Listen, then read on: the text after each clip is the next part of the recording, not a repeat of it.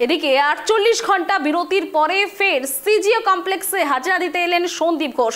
মাঝের দুদিন স্বস্তিতে থাকলেও ফের সিবিআই জেরার মুখে আর্চিকরের প্রাক্তন অধ্যক্ষ। এই নিয়ে গত ১৮ দিনে ১৬ বার সিবিআই এর মুখোমুখি হলেন সন্দীপ। গত ১৬ আগস্ট থেকে ৩০ আগস্ট ১৫ দিন সন্দীপকে জিজ্ঞাসাবাদের জন্য ১৪ বার ডেকে পাঠানো হয়েছে সিবিআই দপ্তরে। যে একদিন তিনি যাননি সেদিন সিবিআই এসেছিলেন তার বাড়িতে, আর সেখানেই তল্লাশি চালানোর পর পাশাপাশি জিজ্ঞাসাবাদ করা হয় সন্দীপকে। বাকি দিনগুলিতে তিনি প্রতিদিনই সকালে সিজিওতে হাজিরা দিয়ে টানা জিজ্ঞাসাবাদের সামনে বাড়ি ফিরতেন রাতে, কিন্তু গত শনি এবং রবিবার সেই নিয়ম ব্যাহত হয়। তারপরে আবার সোমবার সিবিআই দপ্তরে হাজিরা দিলেন আরজিকরের প্রাক্তন অধ্যক্ষ সন্দীপ ঘোষ। আর এই বিষয়ে আমরা বিস্তারিত জানবো। টেলিফোন লাইনে আমাদের প্রতিনিধি অভ্রদীপ রয়েছে। অভ্রদীপ, যেমনটা জানা যাচ্ছে ফের আবারও সন্দীপ ঘোষকে সিবিআই ডেকেছে এবং সিবিআই জেরার মুখে তিনি কি জানা যাচ্ছে? একদমই, দেখো, টানা 15 দিন, প্রায় 100 ঘন্টাও অতিক্রান্ত হয়ে গিয়েছে। সিবিআই টানা জিজ্ঞাসাবাদ করছে সন্দীপ ঘোষকে তরুণী চিকিৎসকের খুন ও ধর্ষণের ঘটনায়।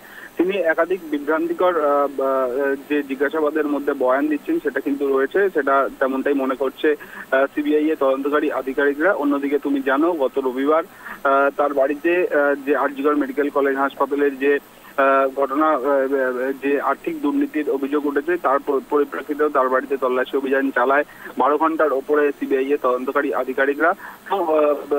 এই একদিকে যেরকম টানা জিজ্ঞাসাবাদ করা হচ্ছে সন্দীপ ঘোষকে, অন্যদিকে কিন্তু প্রায় 50 জনেরও বেশি জনকে জিজ্ঞাসাবাদের প্রক্রিয়া ইতিমধ্যেই সেরে ফেলেছে সিবিআই এর তদন্তকারী আধিকারিকরা। তার পাশাপাশি ধৃত সিভিক ভলেন্টিয়ার এবং তার ছাড়াও বেশ কয়েকজনকে, প্রায় 7 থেকে 8 জন কে পলিগ্রাফও টেস্ট করিয়েছে সিবিআই এর তদন্তকারী আধিকারিকরা, যার মধ্যে এই সন্দীপ ঘোষও কিন্তু রয়েছেন।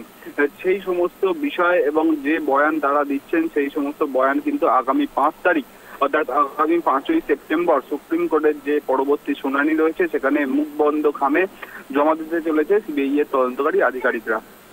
অভ্রদীপ, এই যে টানা জিজ্ঞাসাবাদ, কিছু তথ্য বা সূত্র উঠে আসছে কি জিজ্ঞাসাবাদের ফলে?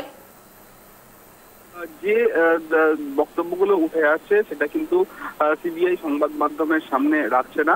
যেটা জানা যাচ্ছে যে যেহেতু সুপ্রিম কোর্টের তত্ত্বাবধানে এই ইনভেস্টিগেশন চালাচ্ছে সিবিআই এর তদন্তকারী আধিকারিকরা, আগামী 5ই সেপ্টেম্বর যে শুনানি রয়েছে সুপ্রিম কোর্টে, সেখানে যে মুখ বন্ধ খামে রিপোর্ট জমা দিতে চলেছে সিবিআই, সেখান থেকে কিন্তু অনেকটা স্পষ্ট হবে যে তারা এতদিনে তদন্তে কি উঠে এলো তাদের। একদম, ধন্যবাদ অভ্রদীপ। যেমনটা আপনাদের জানাচ্ছিলাম, ৪৮ ঘন্টা বিরতির পরে ফের সিজিও কমপ্লেক্সে হাজিরা দিতে এলেন সন্দীপ ঘোষ। মাঝের দুদিন স্বস্তিতে থাকলেও ফের সিবিআই জেরার মুখে।